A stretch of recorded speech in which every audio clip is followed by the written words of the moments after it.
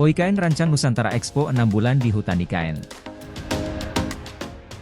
Otorita Ibu Kota Nusantara, OIKN, merancang gelaran menarik dengan menonjolkan budaya daerah bertajuk Nusantara Expo untuk menawarkan pengalaman unik bagi peserta, digelar di Hutan IKN selama 6 bulan yang dimulai pada Agustus tahun ini. Penting untuk dicatat bahwa OIKN akan menggelar acara besar berlangsung selama 6 bulan. Acara ini akan diadakan di salah satu lokasi yang paling ikonik di IKN, yaitu di tengah hutan IKN, ujar Deputi Bidang Sosial, Budaya, dan Pemberdayaan Masyarakat OIKN Alimuddin dihubungi dari Samarinda, Sabtu. Kegiatan ini sengaja tidak digelar di dalam gedung, karena pihaknya ingin melihatkan para peserta dan pengunjung Expo tentang bagaimana pola hidup di Nusantara, baik terkait budaya, kehidupan masyarakat, hingga pembangunan di IKN.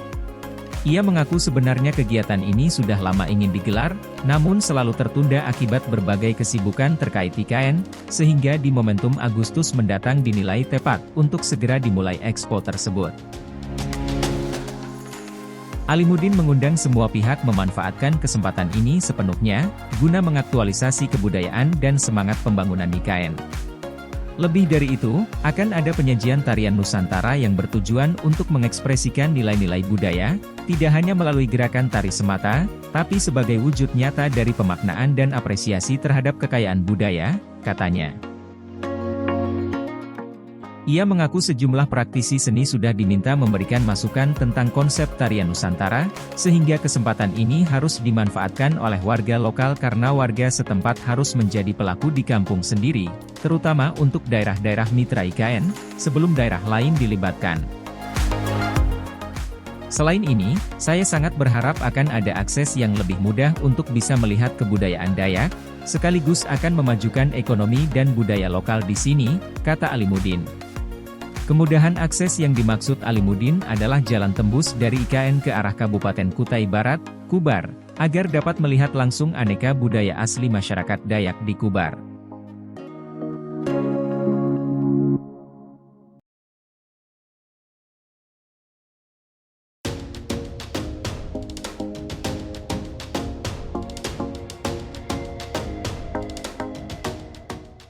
Jokowi buka suara soal wacana bangun kereta cepat Brunei IKN 1.115 triliun rupiah.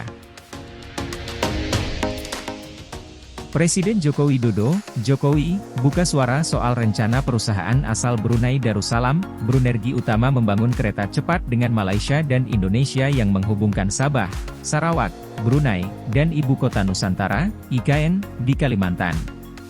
Jokowi mengatakan hingga saat ini belum ada komunikasi terkait dengan rencana pembangunan proyek kereta cepat yang melintasi 3 negara tersebut.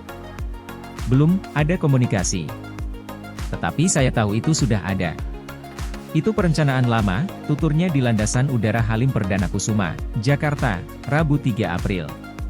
Brunergi Utama, perusahaan infrastruktur asal Brunei, sebelumnya mengklaim telah mengajukan proposal pembangunan proyek yang dikenal sebagai Trans Borneo Railway, TBR, ini. Perusahaan mengungkap mega proyek kereta cepat ini akan membentang pada 1.620 km melewati 3 negara dari barat hingga timur Pulau Kalimantan. Menurut perusahaan, tahap pertama proyek kereta cepat akan menghubungkan Pontianak di Kalimantan, Kuching dan kota Kinabalu di Malaysia, hingga distrik Tutong di Brunei. Sementara, tahap kedua Trans Borneo akan mencakup daerah selatan dan timur Kalimantan, termasuk Samarinda dan Balikpapan. Kemudian, akan ada 4 terminal dan total 24 stasiun yang berfungsi sebagai hub utama jaringan kereta berkecepatan tinggi ini. Kereta tersebut direncanakan melaju dengan kecepatan hingga 350 km per jam.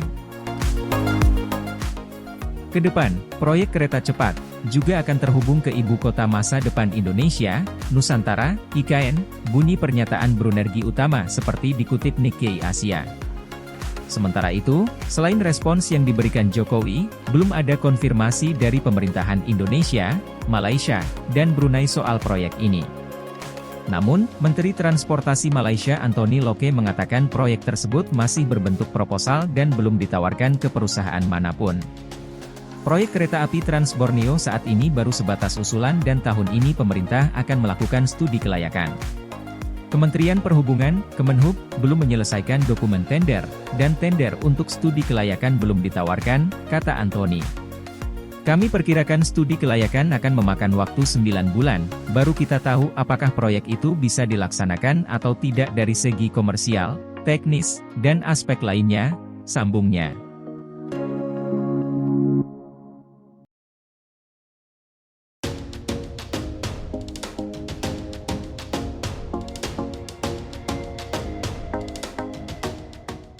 Basuki sebut Prabowo akan dilantik sebagai Presiden RI di IKN. Menteri Pekerjaan Umum dan Perumahan Rakyat, PUPR, Basuki Hadimulyono menjawab teka-teki di mana Prabowo Subianto akan dilantik sebagai Presiden 2024 hingga 2029. Pertanyaan ini mencuat karena Jakarta sudah tak lagi berstatus ibu kota, menyusul kepindahan ke Ibu Kota Negara, IKN, Nusantara. Sedangkan pelantikan kepala negara harus dilakukan di ibu kota. Pelantikan Presiden, Prabowo Subianto, rencananya sih di sana, IKN Nusantara, di IKN, kata Basuki usai rapat kerja dengan Komisi V DPR RI di Jakarta Pusat, Selasa 2 April.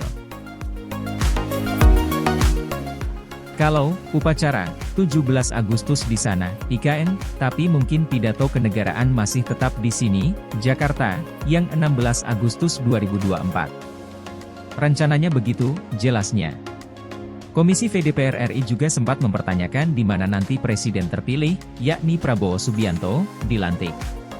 Wakil Ketua Komisi V DPR RI Robert Roeu menanyakan hal tersebut kepada Basuki, terlebih usai disahkannya UU Daerah Khusus Jakarta, DKJ.